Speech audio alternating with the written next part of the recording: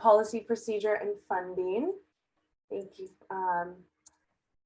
Today, we welcome you to the third session, and friendly reminder to have your microphone on mute to reduce any background noise. And we will be taking questions at the end of the webinar, but if we do have time after the speakers are done, we will take questions after their presentation time.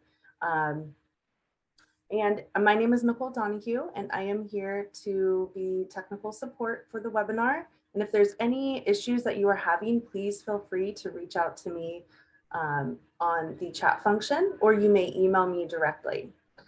But to get started, I would like to introduce our host for the day, Peter Un. Peter, if you'd like to kick off and welcome yourself, maybe give a little bit more introduction on the series. Thank you. Great. Thank you, Nicole. And you've been great to work with, not only on the technical, but just everything else, a lot more than just the technical. So appreciate everybody joining us. Looks like we've got about 65 people in the participants. And so hopefully everyone's starting out this great morning. And, you know, it's I've been having a really great week. We worked in Alabama yesterday. A couple of us did a workshop there. And so pedestrian safety is still on the minds of people. And I know that Emily and, well, actually your team, you know, many of you were engaged with the summit just a little while ago in California, the Pedestrian Safety Summit. And so that will be, I'm sure we'll probably hear a little more about that as well. But the STEP, Safe Transportation for Every Pedestrian, as it states, it is a series. This is the third of the last of the series, actually. And so you've been able to get the general overview of the pedestrian safety issues and then the treatments, the spectacular 7, as we called them. Hopefully everybody here has attended that. If not, those sessions are still available for your viewing. Nicole can provide the information for you for those. And so all of these sessions are being recorded. So, and then we went into the second portion, a little deeper dive into the implementation with regards to STEP. And so how different agencies were actually able to start implementing so here we're ending the session with sort of the policies, procedures, and funding. And I think that main emphasis today will more be on the funding because, you know, if you didn't jump in on the Tesla stock early, you still have an opportunity to get funding here through Caltrans, which obviously they do a lot of they distribute the money, the program for federal highways. But I'm wondering here, let me see just really quickly, maybe do some introductions. And sorry, Nicole, I sort of forgot to do my own introduction. For those that don't know me, I work with the Resource Center of Federal Highways. And many of you know that I'm very sort of flexible and like to have fun. So hopefully everybody's loose, has their cup of coffee and ready to answer questions. I was able to scan over the presentations and great information. But some of it, I was a little confused or not confused, but I was like, okay, I need more information, need to pay attention. So definitely, you know, you don't want to multitask. Make sure that you have your distractions put away because otherwise you might lose out on some funding. So, but the main portion of today will be about the funding, but with regards to policies and procedures, you know, that is an important aspect as well. And this morning I went on to Caltrans website and I was very pleased to see that, you know, in their mission statement, and hopefully everybody's, if you're in a local agency or some other agencies besides Caltrans, in their mission statement, it says, provide a safe and reliable transportation network that serves all people and respects the environment. So I was really glad to see that they had safe and then all people, so all modes. And so and in their goals, they had multiple goals. Let's see, 1, 2, 3, 4, 5, 6. And the very top was safety first. And so it's important, I think, that even though not maybe everybody looks at mission statements and goals and so forth, but it's important to have those there at the top because it does state sort of with regards to the direction of an agency of where they're going, what's important, and people can make them accountable. You know, it's written And so Federal Highways also has, safety is a primary goal. It's part of our mission. And, we even developed the Pedestrian Safety Action Plan. And from all that, we've been able to sort of push the agency, or we've been able to help the agency go in the right direction. And it says a commitment. And so we hope that with regards to policy, that taking a look at your policies, there's some other great examples out there, whether it's complete streets is Vision Zero. A lot of these policies with regards to safety, having modes for all users, having those out there and available for people to recognize that it is important. Pedestrian safety is important. So with regards to procedures, we do have the STEP guide. We talked about implementation, but I'll just put in another plug. And actually, I'm going to put into the chat pod, just as a reminder, our STEP website, and which has a lot of great resources in there. And on this particular link, if you go there, there's in the case studies across the country, there are a lot of great examples, short write-ups with regards to what different agencies have done with regards to pedestrian safety action plans, implementing the STEP into their procedures, their design process, or in different ways. And so I encourage you to take a look at that. But we'll get on to the main portion of the show. And I do have also I see Keith Sinclair I can see him at the top there. Keith is also on my team with the Resource Center, and he is co-leading the focus state. Pedestrian safety is a focus area for us at Federal Highways, and we're going to be launching the Focus State Initiative. And California will be on there because according to the latest data, I see from the Governor's Highway Safety Association that California ranks #1 as far as just total fatals. And so although you guys are making progress and putting a lot of emphasis in this area, there's still a lot of work to do. And so we hope that everyone can help us out with this. So, and Maria, is Maria by chance? If you can, oh, there she is. Yeah, thank you. Great. It's nice when the videos come on. So do you want to do a quick, everyone should know Maria because she's the local Federal Highway representative there. So Maria, if you want to do a quick introduction. Good morning. Thanks, Peter. And yes, I'm Maria Bhatti. I am at the California Division Office of Federal Highways, and I'm the point of contact for California for ped bike safety. As Peter has mentioned, California continues to be a focus state for pedestrian and bicycle safety. So hopefully there is some information as far as the funding goes that you can get out of today and apply for more safety projects in the pedestrian and bicycle safety areas. So we thank Resource Center for putting together these STEP webinar series. These have been great. And also we thank LTAP to help organize this. We thank the presenters today, Emily with the ATP and ATRC, and also Robert with the Division of Local Assistance. So thank you. Thanks, Maria. All right, so with that, why don't we go ahead and get started here with our our main presenters who you're all wanting to hear from. It'll be Emily Abrahams and Summer Lopez. They'll be talking about the ATP program. And then after, well, they'll go from about 8:45 till 9:15. Depending on how things go, we could maybe take a few questions. And then at 9:30, after the break, Robert Peterson with the local HSIP program will be with the doing his presentation. And so we got two different pots of money that you can be challenged you can be looking forward to be applying for. Sorry. So with that, I'll actually let Abraham or Emily and Sumner sort of give their background. And so I'll turn it over to you, Emily. Thank you. So it's just going to be me today. Summer has some other meetings this morning, but hello, everyone. I am Emily Abrahams, and I am a transportation planner at Caltrans in the Division of Local Assistance, and I work in the active transportation program on non-infrastructure and plan project types. And I'll talk about what those are in a minute.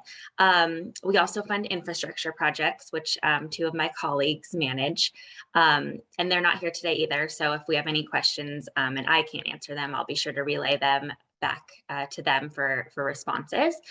But I also run the Active Transportation Resource Center, and I will talk a little bit about that as well. We partner with Sacramento State as one of our contractors on the work, and we've been able to put together this series for you along with Federal Highways and Peter. So I hope you have enjoyed it so far, and I will talk about the Active Transportation Program. So let me share my screen here.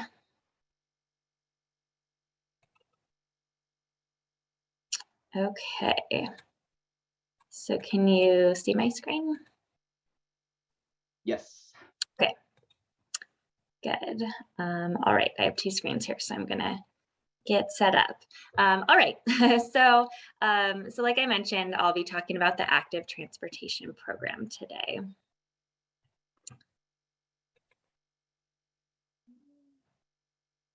All right, so what is the Active Transportation Program?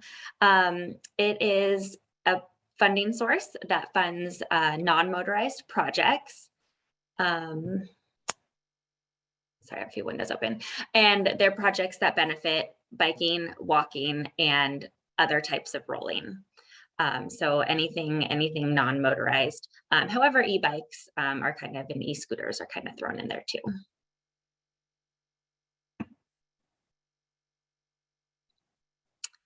Okay.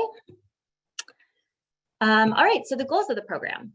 There are 6 goals in legislation that all of the projects funded by this program need to support. So the first is walking and biking. So we encourage the increase of the proportion of trips accomplished by walking and biking. The second is safety. So of course, that's a big priority to increase the safety and mobility of non-motorized users. The third is reducing greenhouse gas emissions. And sorry, I'm clicking a few things. And this is to advance the efforts of regional agencies to achieve greenhouse gas reduction goals pursuant to SB 375. And then public health is a big pillar of this as well, enhancing public health to include the reduction of childhood obesity through the use of programs such as safe routes to school, but there's many ways to enhance public health. There also is a requirement for disadvantaged communities to be sure to get their share of the program. So there's a statute that at least 25% of our projects have to serve disadvantaged communities. And in reality, it's more the projects that have been funded in this program. It's I think more than 90% are funded within disadvantaged communities. So that's really great that we're able to make sure we make these investments in those places that really need it. And then multiple project types. So we don't, want to see just like one specific, type of improvement. We want to make sure there's a broad spectrum of improvements. It's the right improvements for the right location. So just making sure there's some flexibility in project types. All right, so in terms of the actual funding, there is $440 million every ATP cycle, and every cycle happens, an ATP cycle happens every 2 years. So there's that $440 million available every 2 years. And the ATP consolidates existing federal and state transportation programs into one single program. So that encompasses smaller programs or individual programs such as the Transportation Alternatives Program or TAP, the Bicycle Transportation Account, BTA, Safe Routes to School, and Senate Bill 1, which is a state funding source.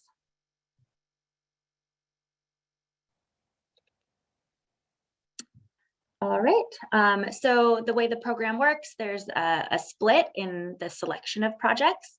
So 50% of the funding goes toward the statewide competition. So any entity in the state submits their applications and it goes into the statewide selection. And so then, like I said, 50% of the funding will fund the top projects in the statewide competitive component. Then there also is 10% that goes to the small urban and rural component. And this is for populations, sorry, let me get my mouse, for populations of 200,000 or less. So those types of projects get included in this small urban and rural component. And then again, 10% of the funding will fund projects in that category. And then there is 40% of funding that goes toward MPOs or metropolitan planning organizations. And so there are, I believe, 9 MPOs in the state with populations greater than 200,000. And with that, the MPOs can either use the same process we used in the statewide competition and select projects within their MPO region that weren't funded in the statewide component that they'd like to select, or they can do their own competitive process and select projects that way. So it just gives some flexibility to the MPOs to select projects in their area.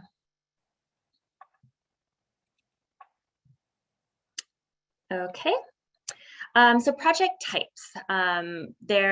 Like I mentioned earlier, we want to see a variety of different project types. So first, there's infrastructure, which is capital projects that further the goals of the program. And this is, anything in the built environment. So, new sidewalks, new bikeways, the different, class 1, class 2, class 3, class 4, bulb outs, crosswalks, all those types of capital improvements. Then we also have non-infrastructure. And non-infrastructure is education and encouragement activities that further the goals of the program. So, so this is the programmatic component of it. So teaching, safe walking and bicycling, encouraging people to use those modes through like walk to school day, bike to work day, or community-wide campaigns that really put an emphasis on being aware of bicycles and pedestrians on the road and encouraging safe riding and walking. So, so kind of the like I said, the programmatic aspect of getting this information. And then there's combined projects. So you can do an infrastructure and a non-infrastructure project combined. And we really see the benefit in doing these combined projects because you're not only building the infrastructure, but you're also encouraging people to use it and people to use it safely. So these combination projects are really beneficial as well. And then we also fund plans. So that is the development of a community-wide bicycle plan, a pedestrian plan, a safe routes to school plan, or a combined active transportation plan. And these plans are only eligible for disadvantaged communities. And there is, in the application, priority is given to those communities who don't have an existing plan. And then it progresses, if you have a outdated plan, to do an update is kind of a lower priority. But those who do not have existing active transportation plans of any sort get priority.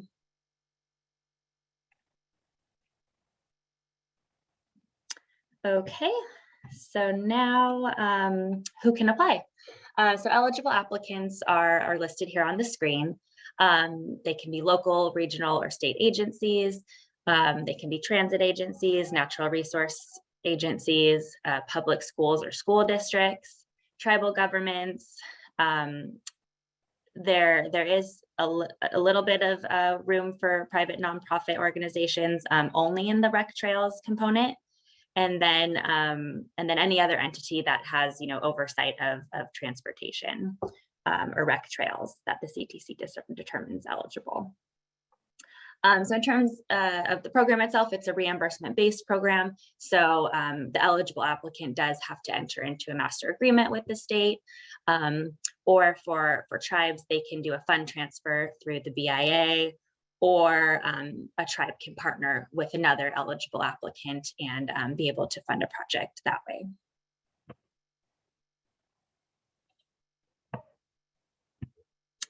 Okay, so just a little bit of an overview of the ATP cycles that have happened to date. So the active transportation program was started in 2013. So there's been a few cycles over the years. We've had 5 cycles, and I'll talk about our upcoming cycle 6 very shortly. So since the inception of the program, there have been, the program has funded over 800 active transportation projects across the state. They benefit urban and rural areas, and more than 400 of these funded projects have been safe routes to school projects. So as you can see here, in the early cycles, we only had 200 million available. Luckily in cycle 3, with the passing of Senate Bill 1, it doubled the program. So now we have 400 million available, roughly 400 million, like I said earlier, beginning in cycle 3. So we've had that amount in cycle 3, 4, and 5. You can see the number of projects that we funded listed here. It's decreased even though the amount of funding has increased. And this is due to projects, 1, being more expensive, and 2, being larger. There's been a lot more a shift toward larger projects.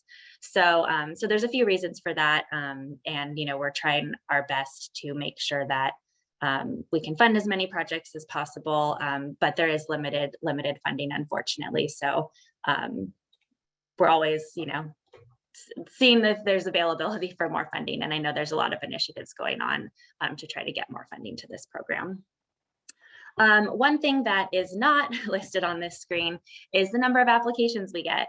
In each cycle, we get between 500 and 700 applications. So as you can see, it's a very oversubscribed program. The need is there. And like I mentioned, there's just not enough funding. So, only less than half of the applications actually get funded. So it is very competitive. And like I mentioned, we hope we can have more funding available so we can fund these necessary and needed projects.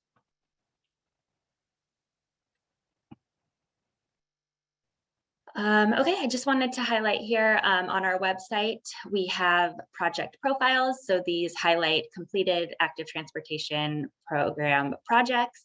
And there's only a handful available, but we are developing more. These kind of give you an overview of what the project did, some before and after photos, and then give you some quick facts about what improvements were made, and give you some kind of numbers to put to the improvements, and you could really see the changes that are made and the benefits that have resulted because of the project. All right, so moving on to cycle 6. Like I mentioned, cycle 6 is our upcoming cycle. On this timeline here, we are starting, or CTC, the California Transportation Commission, is starting their guideline development in the fall. And actually, they're starting it next week. I'll give you a little more information in a minute. So the guidelines are being updated now in the fall. In the winter, we suggest you start preparing your application. And then in the spring, typically around March, is when the call for projects goes out and the application is released for agencies to start filling out. And then in summer, the applications are typically due, and that's maybe around June. So these are all tentative dates. Nothing's been confirmed yet, but it will probably be confirmed or have a better idea, in the next few weeks. But this is just like a typical time frame.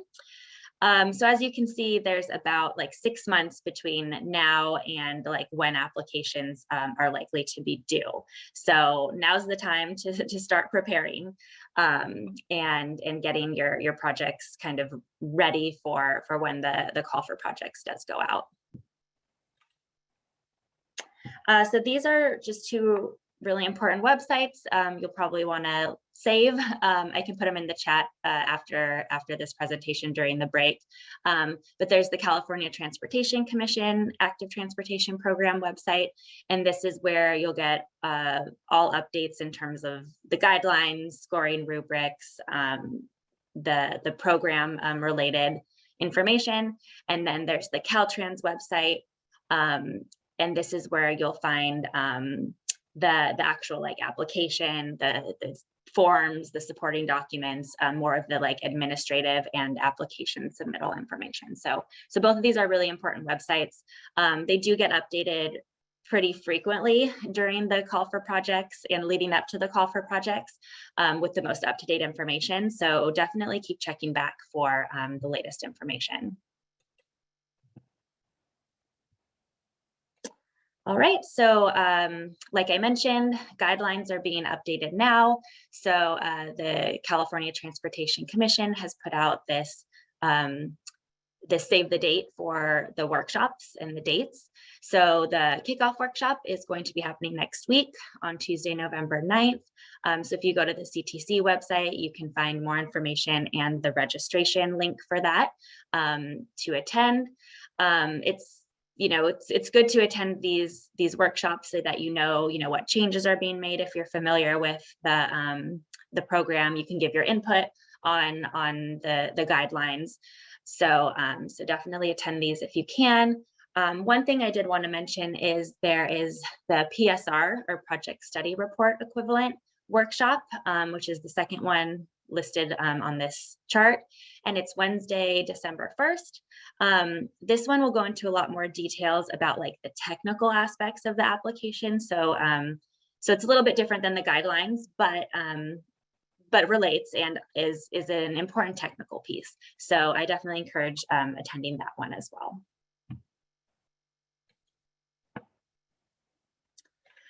One thing in terms of application and project preparation, like I said earlier, there's about 6 months between now and when applications are due.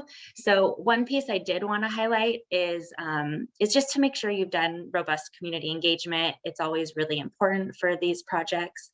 So if you plan on submitting a project or an application and you have done community outreach, that's great. And if you haven't done community outreach or it's been a while, now's the time to start planning that. So just make sure you're doing that.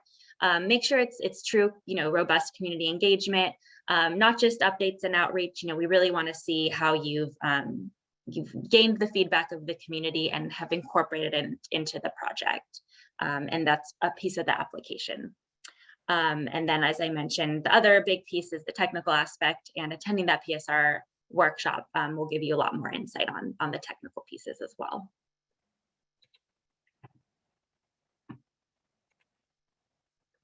Okay, so in terms of application preparations, again, I wanted to share with you a few options that are being offered to help you prepare an application. So the first is this one. In preparation for Cycle 6, the California Transportation Commission, or CTC, will be hosting virtual site visits for interested agencies across the state. So these site visits will allow for Cycle 6 applicants to discuss their upcoming projects with commission staff prior to the application being submitted. If interested in scheduling one of these virtual site visits, there's a link on the screen, and I can populate this in the chat as well after this. And there are various time slots that you can sign up for and get this site visit with the CTC.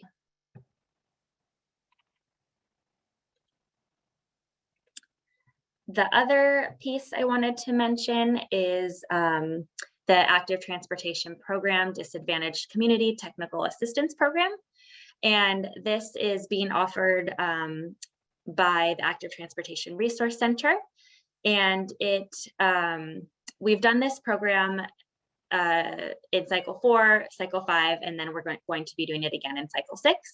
And this program provides no-cost training and application development support to agencies serving disadvantaged communities that have had limited access in receiving funding for active transportation projects. So this technical assistance program will assist 10 to 15 disadvantaged communities statewide, including at least one tribe. And we will send out a survey to apply for this technical assistance in the next few weeks. So definitely stay tuned if you're interested in applying for this. We will be posting it on the ATRC website, but I also put a link on the screen here for our mailing list. So if you're not already subscribed to our mailing list, we also will distribute it through the mailing list as well. So a few ways that you can get access to this survey. We will also be trying to disperse it through various other channels and listservs that we know of. So hopefully you'll be on one of those, but the most direct way to do it is to sign up for our mailing list.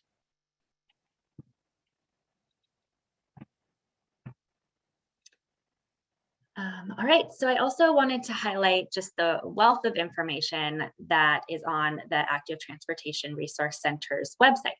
So there's a screenshot here.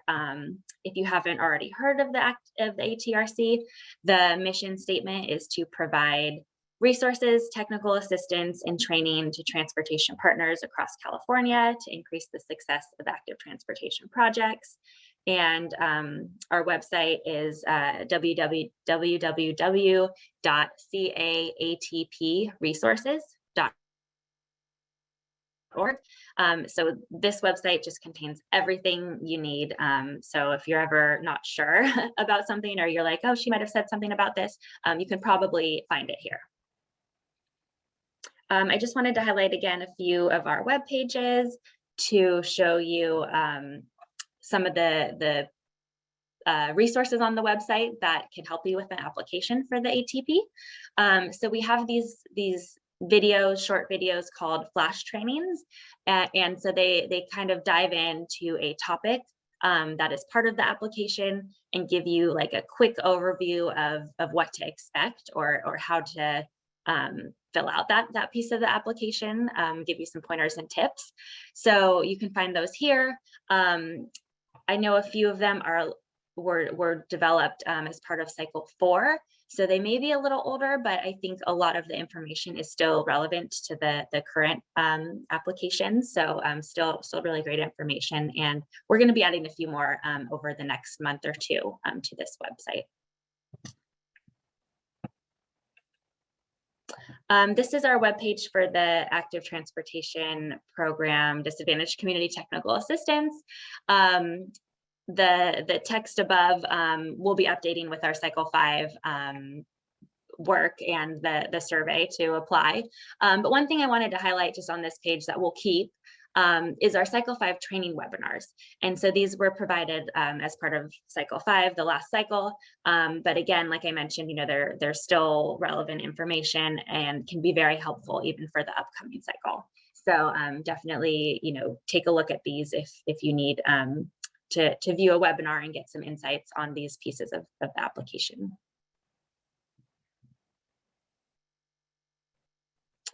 Then I also wanted to mention that we have technical assistance for non-infrastructure projects.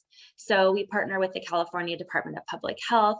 We have a team there who are very knowledgeable about public health and non-infrastructure programs. So if you need any assistance or ideas or resources in terms of a non-infrastructure project, you can reach out to CDPH, and the 3 staff are named here, as well as a general email that you can reach out to, and one of them will be able to respond. So we have a lot of great support and resources for you in terms of non-infrastructure.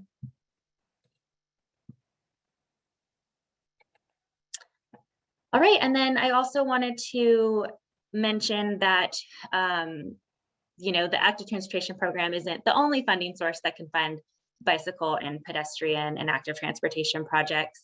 While the ATP has successfully funded many projects across the state, it is oversubscribed and, just cannot meet all of the needs. So we put together this list to show you some additional programs that also fund active transportation projects and elements, so that it can be a resource to you and your city, your county, your agency, to maybe look at some other funding sources as well.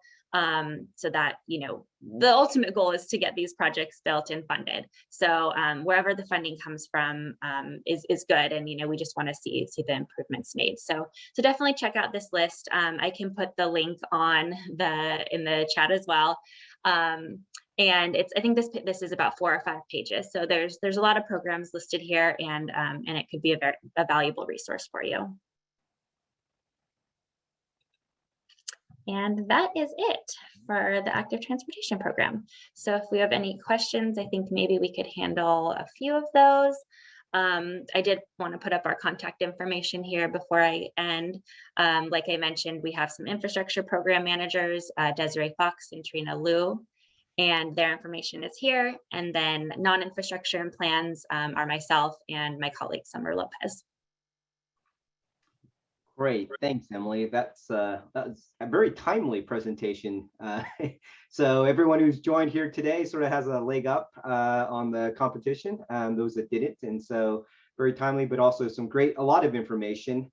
And we did have some questions in the chat pod, but maybe as I'm looking at those, and if you want to ask your, I guess I'll ask Lindell if she wants to ask her questions via the audio, you're welcome to. Otherwise, I can read it off, or maybe also Emily, you can see it in the chat pod there.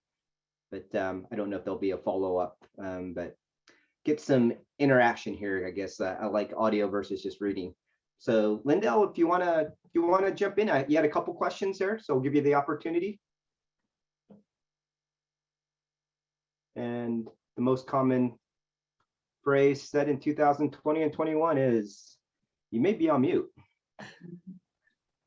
So, well, she did have with regards to the compensation, and actually, I did maybe before we get to Lindell's, is there a definition or a criteria as far as a disadvantaged community, how that's defined? Not being from California, not knowing the program, but just curious as to how that is categorized. Yeah, that's a great question, and I didn't really get into those details. But yes, there is a definition. It's part of the guidelines. There are a few different ways to define it, as part of the guidelines. So we use a tool called CalEnviroScreen, is one of the ways. So you can qualify as a disadvantaged community based on the data in CalEnviroScreen. You can also use free and reduced lunch programs in the project area. So that can be another way, especially if it's a Safe Routes to School project. That could be a good way to qualify for that. Median household income is another one. A tribal government is automatically a disadvantaged community and gets that determination. And I feel like there's one I'm forgetting. Healthy Places Index is another tool you can use. And then I think there's a regional definition. If it's in a regional RTP for your area, I think that's another way. So I listed them off kind of off the top of my head, but the details are all in the guidelines, and it goes into more specifics on that. Great, thank you. So Lindell, her first question was, does the ATP compensate the application evaluators for their time? She asked because she's concerned that the needs of the disadvantaged communities are underrepresented in the evaluation process due to the lack of time and funds to devote to voluntary activities. Great question, and I'm sure that is an issue there. So. Yeah. So the evaluators do not get compensation. They're all volunteers. The California Transportation Commission organizes the evaluation process. But I will say we have a very robust scoring rubric, and all the evaluators, a lot of like that we've had in the past, we've gotten great feedback that the scoring rubrics are very good. So we do follow the scoring rubrics, and those can be found on the website. But the needs of disadvantaged communities, hopefully are incorporated in that. And if there needs to be, if you have some comments on that, definitely attend the workshops, and the workshops will go over the scoring rubrics as well. Okay, great. And I did notice that there was a lot of great resources available for help. So that was great. I think Lindell has a second follow-up. She says, how are false or exaggerated disadvantaged community claims dealt with in the ATP program? So maybe, yeah, people, I guess possibly, making full, yeah, so. Yeah, we have those definitions. They're part of the application. I know the commission double checks the data that's put into that. So, we hope, that no one's exaggerating or falsely claiming, but we do double check. Okay, and let's see, I think there was another question that I saw with regards to the virtual site visits. Yeah, and my computer sort of froze up a little bit on me, so I didn't quite catch that portion, but so what type of preparation is needed for the virtual site visits? Technical or video needed? Yeah, so that's all done by the CTC, so I don't actually know all the details. But yeah, they're virtual site visits, so some kind of a video capability. I think they can use Google Maps, or you can maybe do a FaceTime or something in the field. I think there's options, but definitely look at that link. I will put it in the chat. I'll have to grab it and stick it in there. But there's probably more explanation on that form that you fill out. Great. Oh, and then there was one other question with regards to the application. Just, I guess Lindell has had some experience or been reviewed these, and so has the template for the ATP application has been improved. When I was an evaluator for the ATP, the application provided no structure for much of the information that I needed to review, so I had to spend a great deal of time looking for information that I needed. So it'd be yeah, I mean, the applications have evolved over the cycles, and so yeah, we hope they've come to a point that's better for everyone. So yeah, they should have more structure, we hope. Like I said, there's the scoring rubrics, and we try to do all that we can to make sure that the information is readily available, and people have access to it. Great. I'm sure with all the applications, that's like quite a lot. Yeah, It's a big process, but yeah, I mean, it's it just shows the need that's out there, and we can do a part in funding some of those projects. And I think I'll take this as the last question, since we're right up coming up to the break. So can you post the link to schedule a virtual site visit? Yes, so and that's what I'll grab. Yeah, great. Oh, I should stop sharing my screen too. So yep, taking advantage, getting the early bird gets the worm. So great. Yeah, and just to reiterate, the workshops start next week for the guideline updates. Yeah, and I think Nicole, we're posting the presentation, correct? So everyone has that available. Yes, of course, we will share the presentations. Yep. So, all right. With that, we're right up at 9:15. So we'll go ahead and take a 15-minute break, and then come back and have more opportunities for you to get funding with Roberts through the Highway Safety Improvement Program. Okay, we'll see you back in about 15. All right. Well, welcome back. Hopefully, everybody, maybe you can give me a let's see. There's a bunch of emoji cons here that if you can give me some kind of emoji to let me know that you're back. I appreciate it. We're talking about coffee cups, and I see a bunch of thumbs ups and clapping. Great. And it looks like Robert's getting ready to share his screen. So, and looks like someone's praying that everything goes well. Yes, I'm hoping that the technology will continue to continue. Oh, let's see, we got dragons, all sorts of stuff. Great. Hopefully everybody is able to grab that get revitalized. Actually, Emily did such a great job. I'm sure you might be having more questions. Also, I did put into the chat pod with regards to the fact that if you have something you might want to share. Sorry. Okay. Don't multitask. Try to read and talk at the same time.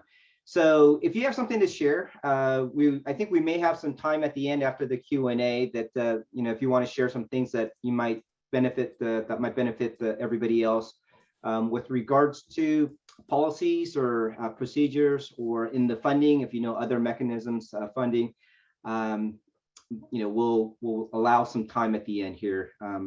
So Robert, local HSIP.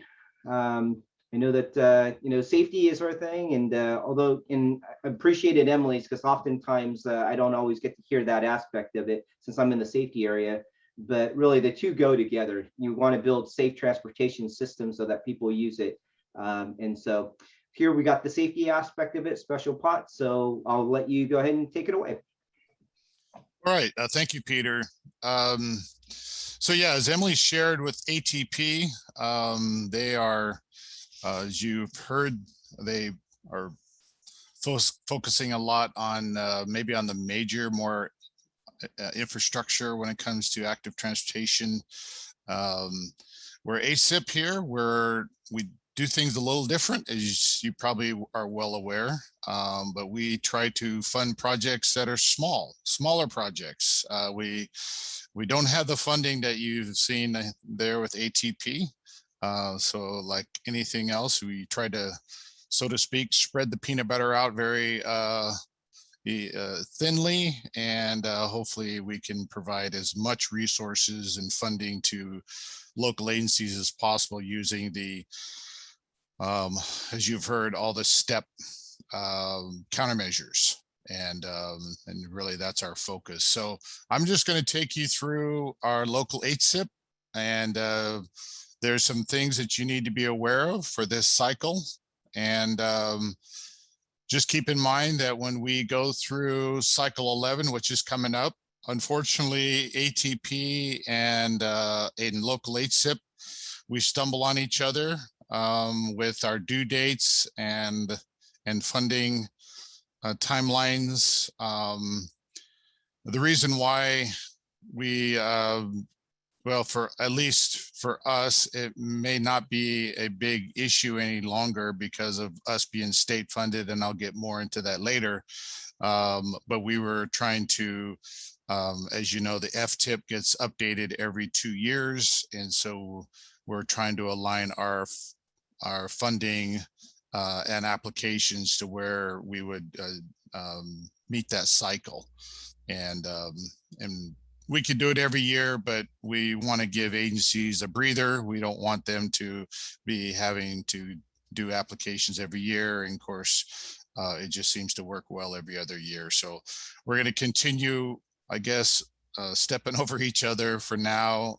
We've heard issues about having to do that. But on a plus side, it also provides an opportunity for agencies to really look at the picture of their whole facility. And sometimes we get ATP applications that into HSIP because maybe they see that they'll be more competitive on the HSIP side. So I think there's some benefits in doing them both at the same time. We've actually had attachments where it says ATP on it. We realize, oh yeah, they went over there. So obviously if it gets funded, we will not fund HSIP, the HSIP project. But you can definitely send them in both directions, and let us know that you've also are competing for ATP, and if you get funded, then obviously we'll then not consider your application because you're going with an ATP. So anyhow, I just wanted to throw that out there. So I'm just going to go through some general information about the HSIP program, and then the funding set aside for cycle 10. They're just, the reason why I'm showing cycle 10 is because we really haven't determined what cycle 11 will be. They will likely be the same, but we need to go to our local HSIP advisory committee, which is comprised of local agencies on the committee, RTPA, we have an MPO rep, we have SEAC, and Rural County Task Force. We have an MPO, and League of Cities is on the committee along with FHWA. So where the committee then gets together and determines really where the need is, maybe for set-asides, and the guardrail and upgrade has been a popular one. We've recognized that you're not going to get a benefit cost for upgrading guardrail. And so that's been a set-aside when the set-asides were started a few years ago, a few cycles ago. So I would guess that that's going to continue probably in the foreseeable future, and even the pedestrian crossing enhancement likely will be stay as well, because that's been very popular with local agencies. So we're good to see those moving forward.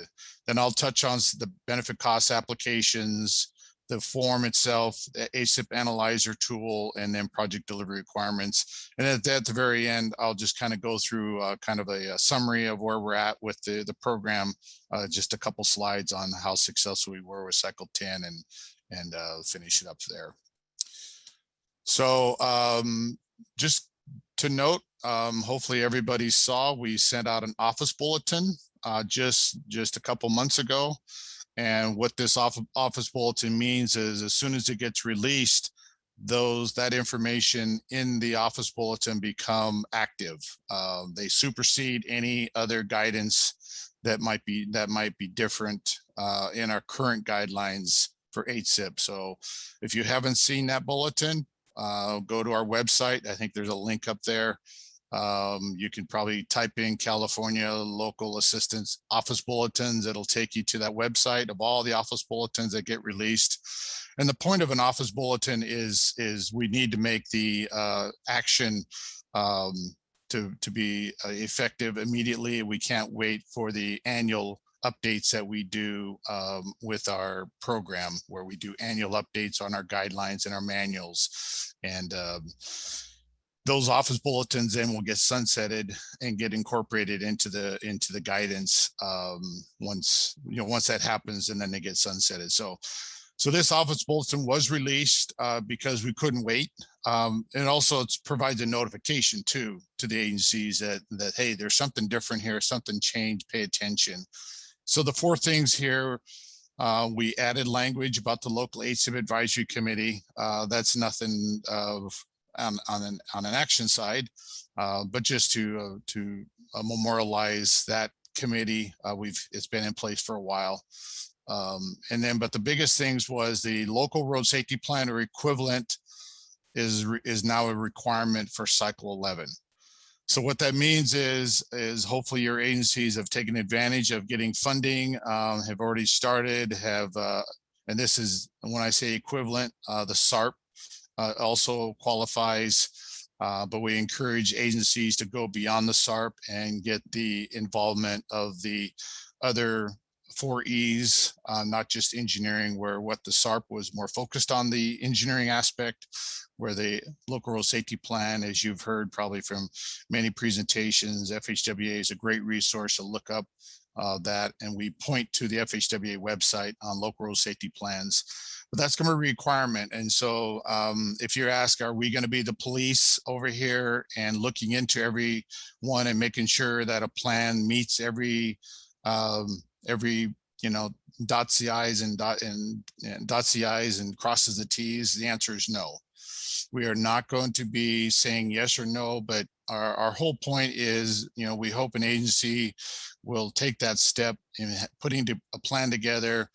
We're going to be asking them that they've certified that a plan is done, and we will even ask for one.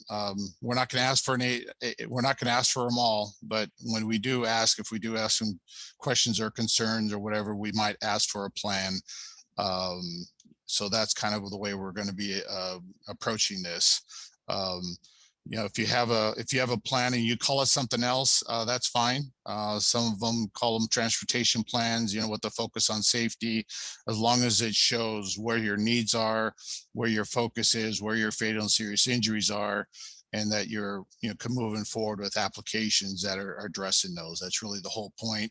And it's really a collaborative effort with your public health, with your police department, with the CHP in that area, and everybody's at the table, your maintenance division, design, and everybody's saying, hey, I can do this type of work in my program. I don't need ASIP to do that. And that's what we're looking for, because we don't have the funding available to do everything.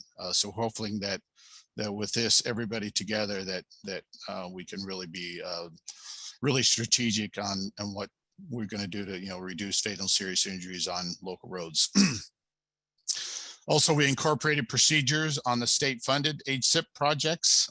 This was a big thing that was changed in this last go around. So all cycle 10 are now state-funded. Anything that's federal was before that. As they work their way through the system, they'll continue to stay federalized. But any new projects from cycle 10 are all state funded and local funded. That means that some of the requirements that the federal funding strings had do not apply. And this is something that was pushed by your leadership in SEAC and the League of Cities to make them easy to deliver. And so this is something that hopefully we will see the benefits from that. And I'm sure that there will be a request down the road, whether that is the case. They're going to probably see, has projects been delivered quicker? Has there been less issues with delivering these projects? Has more agencies have come in to submit an application because now it's state funded and not have the federal? Sometimes agencies will shy away from even submitting an application because they say, oh, it's federal funded and it's small amount. And our program is small. Our projects average only $800,000-900,000, and so sometimes agencies won't even submit an application knowing that it's federally funded. But so that's the goal of having it now state funded, and so we will continue with that. SB 137 was the legislation. If you're curious about it, I'm sure most are aware of it. And then we also incorporated information on getting scope, costs, and schedule approved on existing projects. So this is one we're trying to make it more formalized. We've got a form that we're trying to get completed. I think it's nearly completed, to have those things, better documentation when scope and cost schedules do change. And so that's been incorporated in the guidelines as well. And so there's some constraints as far as the delivery, and I'll kind of get into that more of that later. Because obviously one of our objectives is, once you get the funds, that we want to see some action and getting the projects completed as soon as possible. So some general information, as you know, the cycle is coming up real quick. So I'll give you some dates here. These are not set in stone, but the announcement for cycle 11 will be sometime in April and May.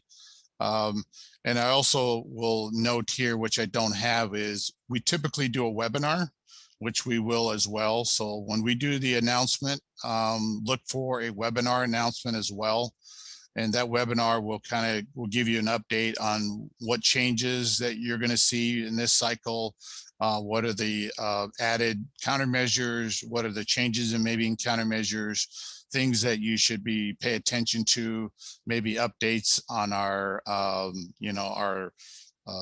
ASIP analyzer in the application that everybody should be aware of. And then we typically have some of the information you see here, you're going to see in the webinar as well. So we're going to have, of course, have a different audience, maybe have more participation when that announcement is made. And just really what tips can we give you to make your application successful. So those are the timelines there. I'm not going to go through that, but really early May, April, May is when we start. And then we give you through the summer to get the applications completed. And then sometime in the fall, we get the applications into our office, all electronic. And then from there, we go through and review them. And then usually November, early December is when we start putting together the list of successful applications, getting management approval, and then we send out the announcement sometime in January 23. And that note is the clock will start for delivery commitments January 23. So that's when we usually measure on when you need to get your PE and con is from that start date. And we do that for all applications. So unfortunately, our funding is not right now. This could change, but right now last cycle we had about a little over $200 million of available funding, but it looks like we've got to drop that a little bit. When I say a little, maybe it seems a lot, but I would like to have more, and that's something that who knows, if federal transportation bill gets signed and it looks like we're going to get more funding, that will change. But right now I can tell you with our current funding picture and our current the amount of funding that we're going to get in as of now is around 160 to 170 million dollars, and it might be more. If we get more projects delivered that we anticipate, then that number will go up. So the more projects we get off the books, then we'd be able to fund more, because we've got to hold funding back because some of them haven't gone to con, and so we've got to make sure we're constrained in our funding. We can't over program and then we can't deliver and provide that reimbursement. So applicants, this is just like years past, cities, counties, and tribes and others can apply for funding, and sometimes even we've had agencies where they'll combine. We've had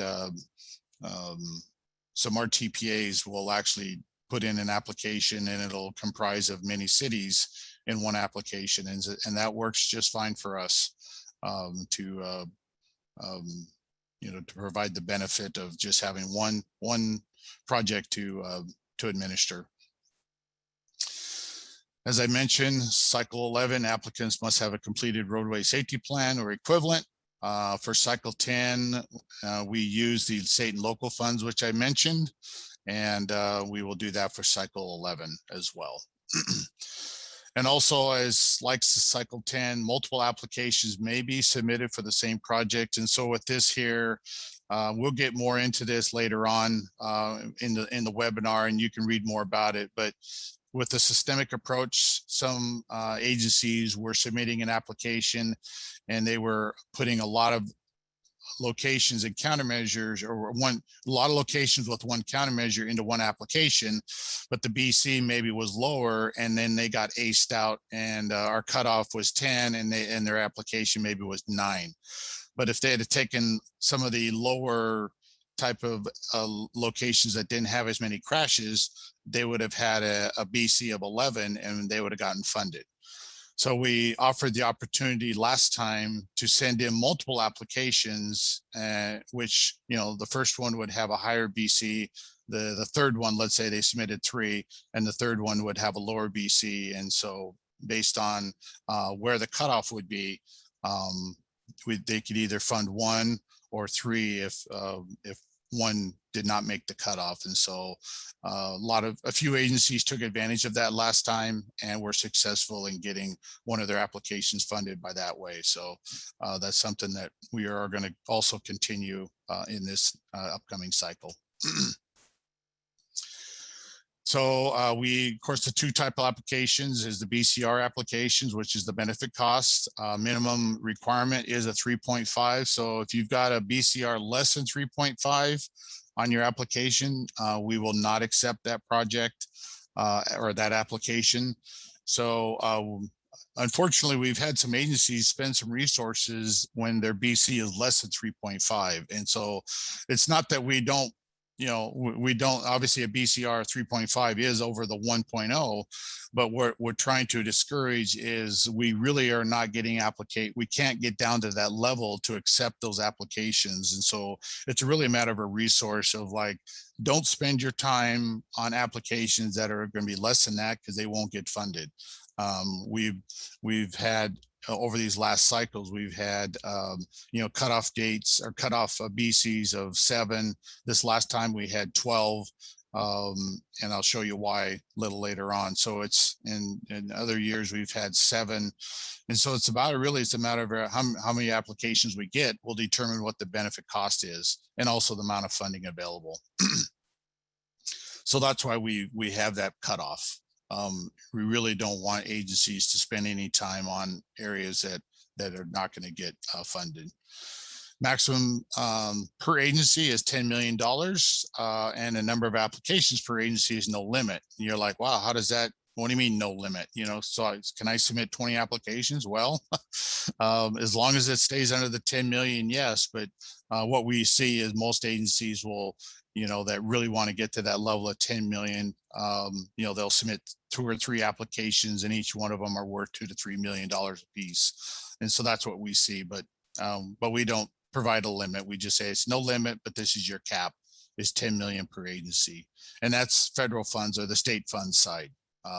It's not the total cost of the project is what you're going to get from our program. So then the set asides, which has been very popular, is our where no collision data or BCR is required. The funding reimbursement ratio for these type of applications, which are most of them are, you know, small, very competitive, you know, low cost.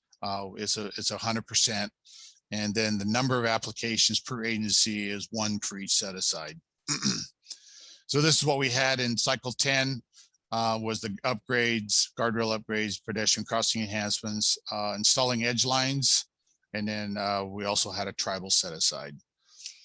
So then we also had a below there is the project selection criteria, and this is if we have more set asides than we have available funding. We set aside, we carve out so much funding available for these. To date, we've never have turned down any set aside. We've never had to go to this priority. But just keep in mind that if we get a lot of set aside applications, then we're going to have to go to prioritizing. And so this is where we look at, you know, has that agency ever had any funds awarded? How about set asides? Have they had any set asides awarded in previous cycles? Agencies who completed a local road safety plan, of course, and that's a requirement, so that's no longer a requirement. And then agencies with an F plus fatal plus serious injury crashes in the last 3 years. So if that agency is ranks high, then they're going to be more competitive and probably get an application versus an agency maybe that is not as high. So there's some things that we look at, but like I said, we've never had to use this in our last calls. So this is what we had for cycle 10. The amount have not been set for cycle 11, but just wanted to give you an idea that we had PED crossing enhancements at 15 million. And I think we funded actually 18 million. The reason why we went a little higher is because we didn't get, I think for the edge lines, we didn't get as many edge line projects as we anticipated. And I think also for tribes as well. So we take that funding and we actually put it towards other set asides because we stayed within that set aside limit that we had. And but this is what we had for last time. The agency maximum will probably stay the same, 250,000 per agency for these type of enhancements, 1 million for guardrail. And then for installing edge lines, it was 250, and then the tribes is 250. So we're likely going to continue with the tribes and the guardrail and the pedestrian. The installing edge lines, we'll have to talk about it, and whether we're going to do something else will be also a discussion as well. But I just want to give you an idea of this is what we had for cycle 10, and cycle 11 will be to be determined. So for BCR applications, as you've probably have seen in our guidance, if you've done our program, is we really want projects that are delivered quickly, have minimal right-of-way environmental impacts. Unfortunately, earlier on in our program, we did some shoulder widening on some local roads, and not that I'm against shoulder widening. I love shoulders on roads, but when you've got 155,000 miles of roadways, centerline miles of roadways on our local road network, shoulder widening, it just doesn't give you much, and it doesn't go very far. And we still got projects on the books that we're still trying to get delivered because of environmental impacts, all these impacts when you step off the pavement. And so we really discourage that. We really encourage the incremental approach first before you get to the shoulder widening. And you're going to hear more about that even in our webinar that we have here in the spring. So these are just the type of safety countermeasures that have been established for eligibility. We have 15 signalized intersections that have 100% eligible, 5 that are 90%. So, and those 100% eligibility are based on federal FHWA legislation that allows us to fund those at 100%. And so we're following those guidance of any of those countermeasures that fall in that category become 100%. This may change. I'm just want to let you know that we might change this just because of our funding has been reduced, amount of funding availability. So this might be looked at. So just want to put that out there that this might change where we might go back to the 90%, 90-10 split for the majority of them. When we do that, then obviously if it's 90-10, then more funds are available for more projects. And so that's the good side. The bad side is some of those 100% are ones we really are, encourage agencies to submit countermeasures for, because they are the lower cost. So anyhow, just a FYI on that, but it might not change, but it may. And this is just an example of the countermeasures for signalized intersections. This is all listed in the local road safety manual that we have on our website. So we have a lot of we have over 70 countermeasures, signalized, unsignalized intersections, and then of course roadway. And of course, part of the roadway, and even with the signalized and the unsignalized, is the pedestrian crossing and the bicycle type of countermeasures you see there. And of course, this is your steps to prepare a BCR application. I'm not going to go through this, but this is something from our local road safety manual of just really what you need to do to submit an application. And one of the things that we really encourage is whoever does the applications, and this seems not as a big a concern nowadays. I think we've gone a long ways as far as providing a checklist, providing a tool that really brings it all together. Before, it was a lot of paperwork, a lot of files, where my team has put together with this ASIP analyzer. It really has made it a lot simpler, a lot easier to keep track of information. But it's a technical process, and we really rely on the integrity of the benefit cost. That's how we select the projects. The highest BCs are selected, and then we go down the list, and whatever our cutoff date, our cutoff BCR is, that's where we stop. And so we really look at the type of countermeasures that get submitted. We look at your roadway, what you're trying to make an improvements on. And so if we see a flaw in your applying a countermeasure that has nothing to do with the crashes, that becomes a fatal flaw for us, and we will not accept that application. So we really encourage making sure that everything is in line of your patterns, your understanding your collision pattern, and your countermeasure effectiveness, and that you are coming forward with a reduction factor that will reduce those crashes. And also part of the application is, of course, developing your project scope and estimate, which will then become, when the application does get approved, then those that scope and estimate is set, and any changes need to have our approval down the road when you start delivering or working on your project. And who completes the application? Really any engineer that a traffic safety professional is what we recommend. And then an engineer stamp is required for the application. These are the tips for a good application. Really the BCR is the key.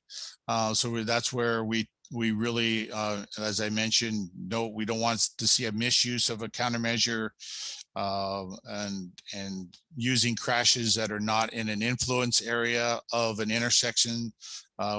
Sometimes we've seen crashes that are outside of the area of an intersection that are included, and we have concerns with that because they have no bearing on whether that type of crash will be reduced. Another thing is number 3 there is called the incremental approach, as I mentioned before, that we really we require that you've looked at the lower cost before you come forward to shoulder widening. And if not, please do that first. And then if you show that it still hasn't reduced your crashes, then we will accept that shoulder widening for that area. So that's something that has really helped really reduce those type of applications, because it's just, we really run into the issues of the delivery aspect of it and taking so long to deliver those type of projects. I guess our message is, if you've got those type of roadways and you need to widen the shoulder, look for another program. Look for your other sources of funding. And then the other one is the for like a signal. Yeah, that was changed a few cycles ago, that if you're going to come forward to signal, that you've got to satisfy either 4, 5, or 7 for that to even be considered. Maximize project benefit. That's, as I mentioned before, it's very competitive. And so we really need you to combine your locations under one application. The more you can combine your locations with the highest number of crashes or types of crashes, and then, you know, look for the as it says there, select locations with the highest number of crashes or the types, and then also look at your countermeasure. Don't do it the other way around. Don't say, well, we're going to do this countermeasure, then go out and looking for crashes. We want, you know, combine them as much as possible, because that's where we're finding the most competitive applications. Is, you know, don't look at a hot spot and try to get a benefit cost. It's probably going to be coming up fairly low unless you have a lot of fatals there, which is really not the case. A lot of locations on local roads is very spread out. And so we really are encouraging the systemic approach and looking at your crash types and looking at those countermeasures. I will focus on those crash types. Available application. There's lots of resources out there. FHWA has some really good resources, and they keep adding it to these resources often. So check back there. I do know that they're very good about keeping this up to date and adding more and more resources from what I'm seeing. So please use that as a resource, and also reach out to us or them on any questions that you may have. This is just a tools talking about the local road safety manual. I'm not going to go into it, but it kind of gives you a framework for anyone that's new to the whole program on how to go about looking at your roadway. But hopefully the local road safety plan has done that for you, to where a lot of this information in the local road safety manual is just a backup and not your go-to. That your local road safety plan has done a lot of this for you. And of course, then there's the TIMS tool that's been around a while, and of course that keeps getting updated, and they do a very good job of where you can do a lot of queries, and maybe it'll you can use that also to assist. And even when you might have your own data, but maybe there's things that they can query your mapping or query the area that maybe you don't have the selection tool as readily available as what they have. So it's a great resource, because you can do a lot of querying on different types of crashes and really map things out to really get you started on where to look.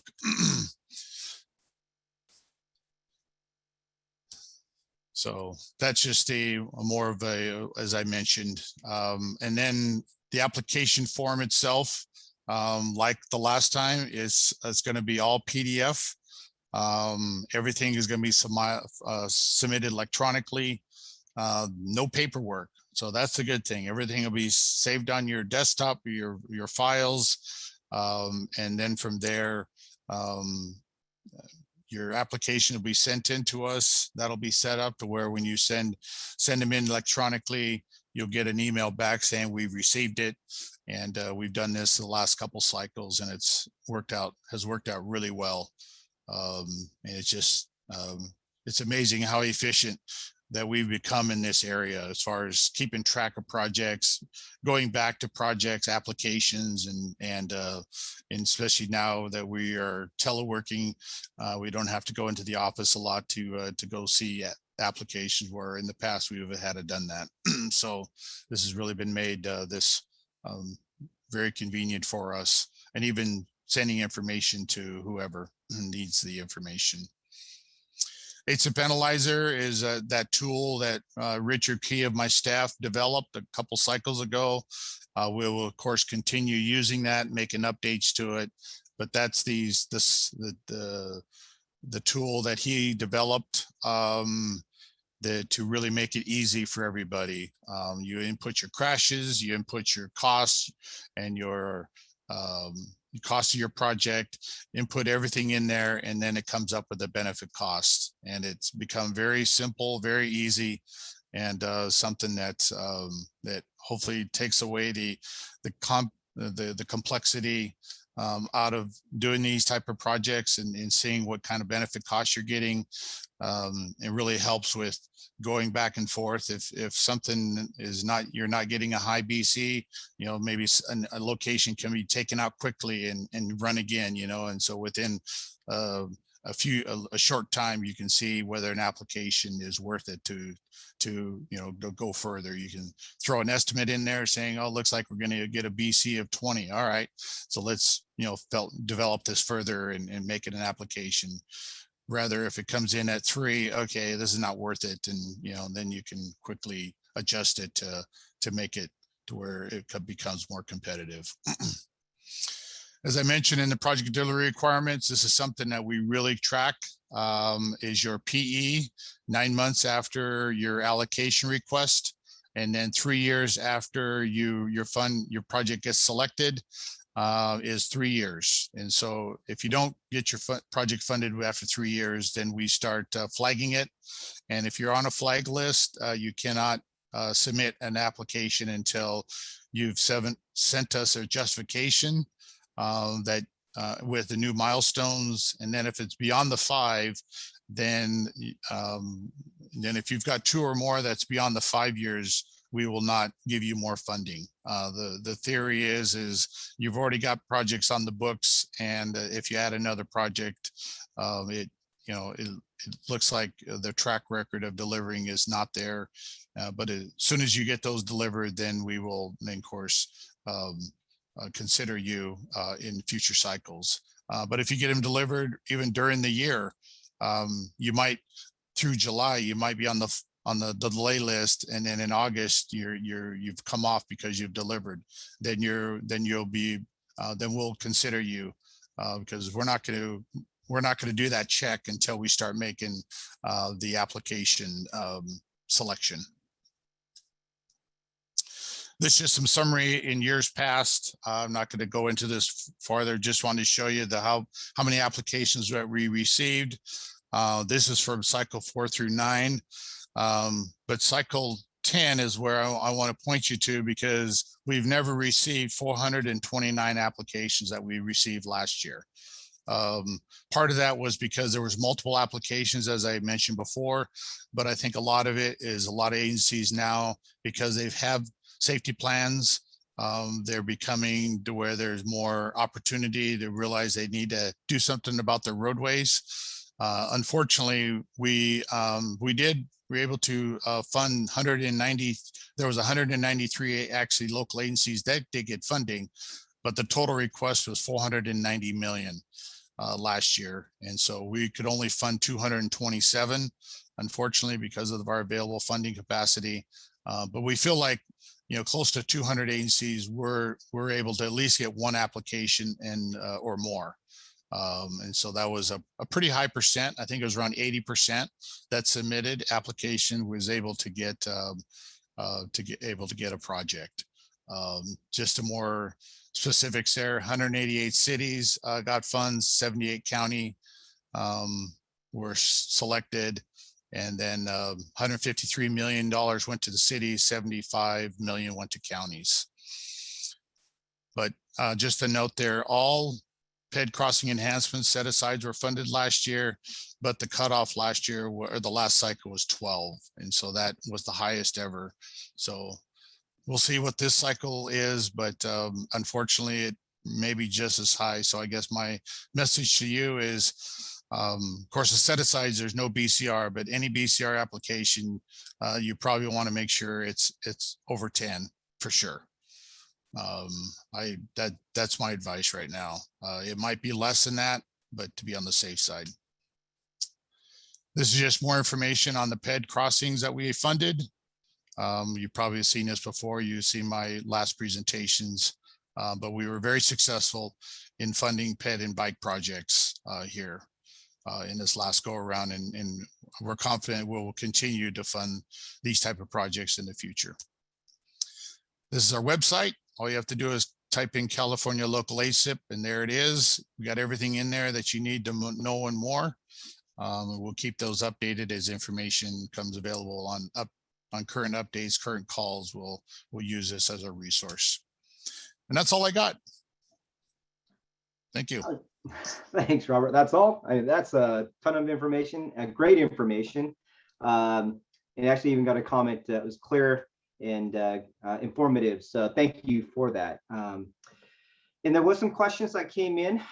So why don't we go ahead and hit those? I think some of them you might have addressed a little bit, but I'll go ahead and ask those anyways, just to make sure. And if the person asking the question needs clarification on it, additional information, just go ahead and raise your hand. And for anyone else that has another question, we'll go with the chat pod. But if you have a question, if you want to raise your hand, we'll go ahead and do the audible as well. So, but the first one was, and I think somewhat answered, but does the HSIP require proven safety measures?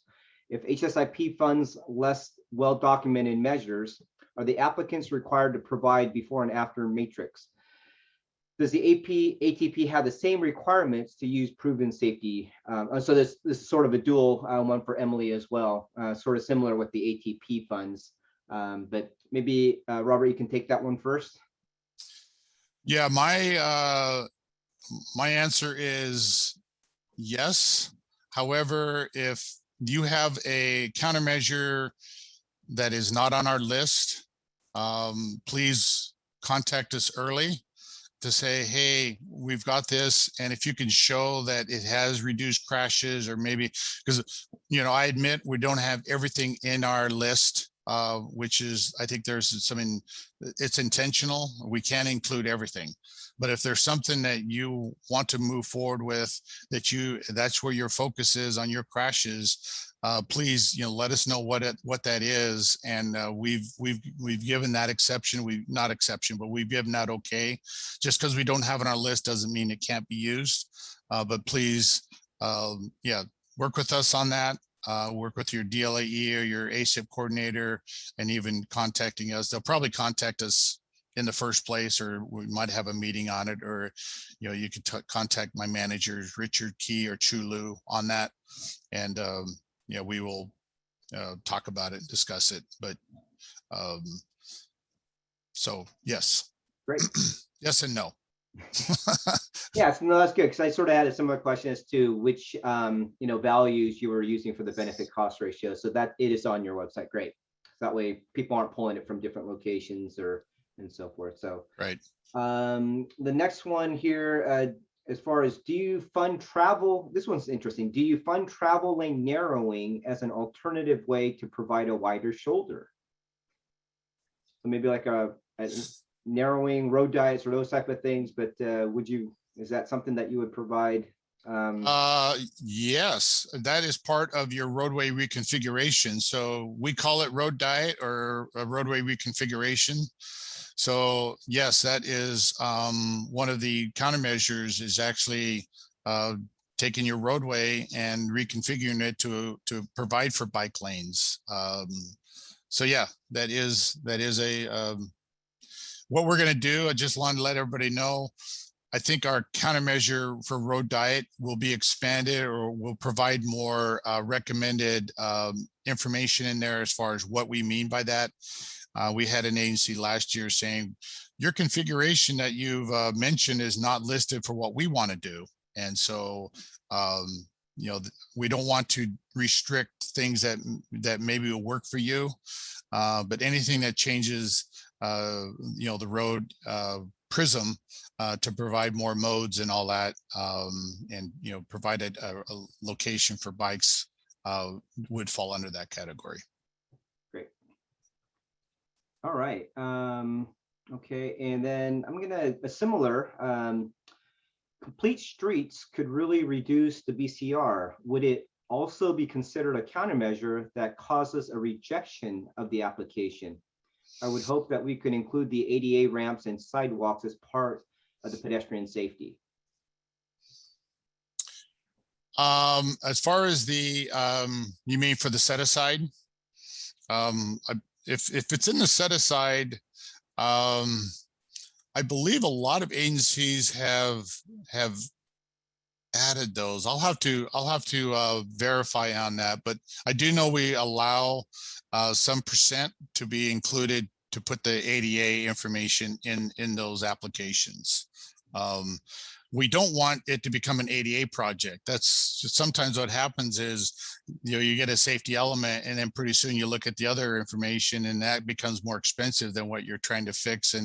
And that's where really what we try to shy away from is we'll limit to like the 10% of the cost for other things. But the ADA is always a little tricky on that. So I would suggest, if you have any questions on that, to really reach out to us, and we can give you more guidance. Yeah, good points there. All right, and Andrew, if you want to follow up, or anyone who's asked the question wants to follow up, go ahead and raise your hand, and you can do that. And let's see, are the crashes strictly pedestrian versus vehicle, or does it include car versus car? For any benefit cost I'm talking about is all crashes. If it's a pedestrian type of application, then we're going to be looking at your your ped car crashes for that. Then, and if it's bike, and our tools ask which, these are the type of crashes that will be counted for that benefit cost. So if it's, so it's depending on the countermeasure, it'll determine whether you count them for night crashes, if it's, whatever, if it's all crashes, or if it's bike or ped. But the countermeasure will tell you what they're looking for crash input, crash type. All right, and then one more here. Is HSIP funding based on the specific history of crashes at a particular location, or is crash potential based on similar locations used as a criteria? I think you touched upon it, but if you want to expand on it. So, yeah, I mean, I think that's part of the systemic approach is looking at your roadway type. And if you've got areas, if you've got locations that have crashes and another area that is similar, maybe not as high, but you would like to apply the same countermeasure, that's what we encourage to do that. You know, and that's the whole part of the systemic approach is you're looking at your facility and crash type, and then applying that countermeasure towards your or your roadway facility. Unfortunately, we have to measure them by crashes, and so that's where we've had agencies that will come with areas that have the higher crashes, and then they'll start looking out towards other areas that have that same characteristic, but maybe not as many crashes, and including those as well. Your BC could go down, or maybe not. And that's where I caution you to where if it goes down too far, then you won't be able to be competitive. But that's where you can do the multiple applications to make sure you at least get a project. Great. Okay, this one I'm not. Let's see, Dorothy. How does PED safety lighting safer to measure, such as, I'm not sure if this is comparing the PED safety lighting, comparing maybe to street lighting and center line reflectors and reflective paint, including edge lines and painted shoulders, play into the grants. So, so I'm not sure, maybe Dorothy, if you want to, if you can clarify, are we trying to do a comparison here by chance? I'm not sure if I'm understanding the question properly. So if you want to come online, unmute yourself, you can. Hi, can you hear me? Yes, hi. Hi, thank you. Sorry, I was typing quickly. So I think in my particular community, we have, evolved over time, which means we also, street lighting was an afterthought, so to speak. So we have, as it relates to pedestrian safety, we don't have connective sidewalks, and we actually lack a lot of sidewalks in our community. So safety measures that could come into play is, I was hoping that perhaps an element of applying for the grants could be a lighting study or a lighting assessment. And then how centerline, like we don't have centerline reflectors and we don't have edge lines on some of our major, connector streets. So that's where, that could be perhaps a quick solution for us because we might not necessarily qualify for a lot of the other, to be competitive in the grants. So can that type of, I don't know if you call that infrastructure, but can that be considered in the grant, reflective surfaces, because sidewalks may take too long or we might not be competitive? Thank you. Well, I can tell you right now, edge lines, definitely.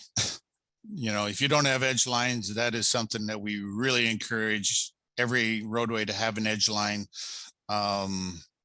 Lighting, and any lighting usually can be fairly competitive. Sidewalks, we fund sidewalks. And part of the criteria though is it has, and we typically what happens is, unfortunately, PEDs get killed, and so one PED fatal will fund you a lot of sidewalks, and that's what we've shown. I mean, it really comes up high. But when it comes to the set asides, as you know, we try to keep them low cost, and so our set aside has always been on the PED crossing enhancements, where if you have existing crosswalks, we're trying to upgrade those. And so, not to get you, to give you maybe not give you a complete answer, but it maybe is something we could talk a little bit more about as far as what you have in mind. But like I said, if you do have some PED crashes in your area, they usually come back. You're going to find that they're pretty competitive, given the cost of those type of projects. So I wouldn't rule out sidewalks. We fund, I think this last go around, we funded over 4 miles of sidewalks. So as you're looking at that, I'm gonna ask maybe Emily to jump in here, because I think the question also sort of poses that maybe, active transportation, lighting is a great safety countermeasure, but also with regards to just, walkability. And there's a report, the Governor's Highway Safety Association had the report where high percentage of pedestrian fatalities were happening at night. And so, but Emily, do you want to, any comments? Yeah, I mean, lighting can be included in an active transportation project. Really, the criteria is it has to, have an active transportation purpose, and obviously, lighting and pedestrian lighting is valid. So, yeah, it could be part of a project. One thing I didn't get into in my presentation is there are different within the project types. We also have different application types. So we've broken it up into small infrastructure projects, medium infrastructure projects, large infrastructure projects. So depending on the total cost, you could apply to the different application. So, if it's maybe a smaller project, you can apply to the small infrastructure. So, lighting can be in any of those, but I think in terms of that example, maybe it's kind of these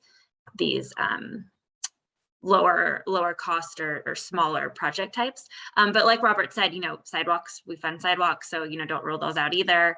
Include those in your project if that's what you ultimately want.